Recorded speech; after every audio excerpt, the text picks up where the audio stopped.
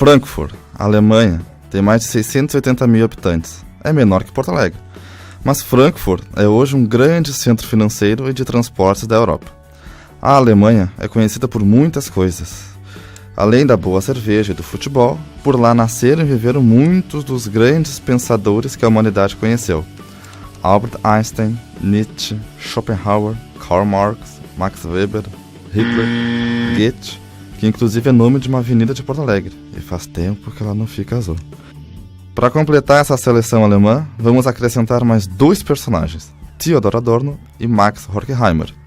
Voltando a Frankfurt, Adorno, que era filósofo, sociólogo e musicólogo, junto com Horkheimer, também filósofo, sociólogo e psicólogo social, fundaram a Escola de Frankfurt em 1924. Horkheimer e Adorno viveram importantes acontecimentos do século XX.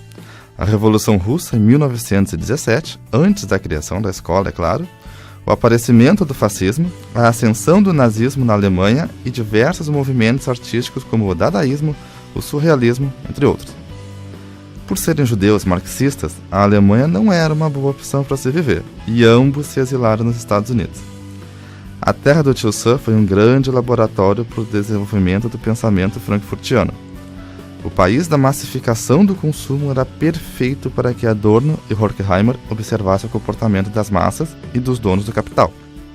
O termo e o conceito indústria cultural foi definido pelos frankfurtianos e utilizado pela primeira vez no texto clássico escrito em 1947, Dialética do Esclarecimento. Nesse texto, Adorno e Horkheimer definiram indústria cultural como um sistema onde tudo que é apresentado como cultura se torna um produto cultural e passivo de reprodução, com a finalidade de produzir um bem de consumo. Filmes, livros, música popular, programas de TV se tornaram mercadorias e são utilizados como estratégia para o controle social. Pela lógica de que os meios de comunicação de massa como TV, rádio, jornais e portais de internet são propriedades privadas com fim econômico, logo sua razão de existir é obter lucros com sua atividade.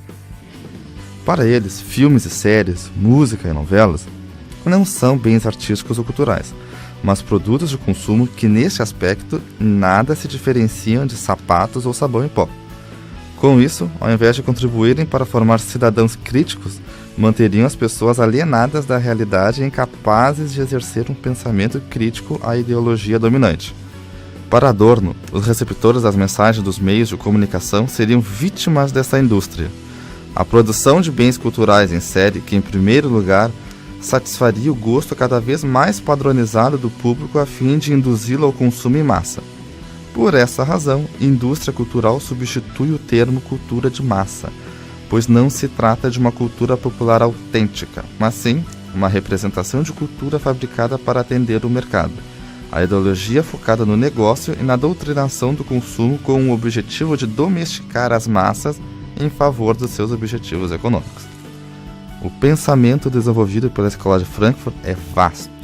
Muitos outros intelectuais que passaram por lá criaram outros conceitos, como por exemplo os pensamentos de Walter Benjamin sobre a obra de arte na era da sua reprodutibilidade técnica. Jürgen Habermas e Herbert Marcuse, com suas teorias sobre a sociedade moderna, também formaram parte dessa escola.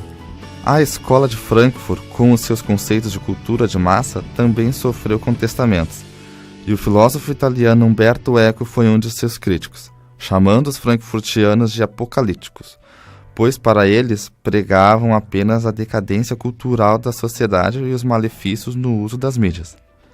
A metodologia proposta por Eco é a da análise estrutural da mensagem, que deve levar em conta a linguagem empregada, o modo como a mensagem é recebida e interpretada pelo receptor, o contexto histórico e cultural no qual se insere a mensagem e o pano de fundo político e social.